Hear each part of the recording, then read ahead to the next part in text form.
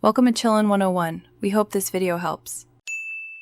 You start by ensuring prerequisites are already in place: updated iOS and head unit firmware, and a good cable or Bluetooth pairing. Plug in with an Apple-certified cable. If wireless, confirm Bluetooth and Wi-Fi are enabled on the phone. Once done, restart both devices to clear transient glitches. Make sure CarPlay is allowed on your phone under Settings General CarPlay and select your vehicle. If the device still won't appear, try a different cable to eliminate a faulty wire. Now move to detailed fixes that target common failure points.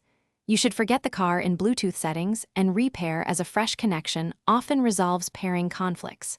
If wireless CarPlay struggles, reset network settings to clear corrupted Wi-Fi or Bluetooth profiles. Note this removes saved networks and passwords. Inspect the car's USB port mode. Some vehicles require a specific port labeled for data.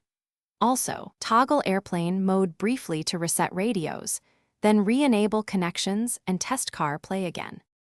Finish by confirming software parity, update or reinstall the vehicle's infotainment firmware, follow the manufacturer's steps, or visit the dealer.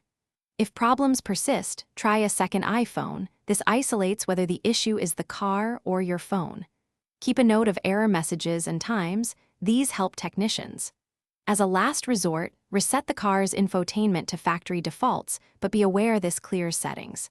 If none of this works, contact your dealer or Apple support and provide the logs and steps you've already taken. Thanks for watching.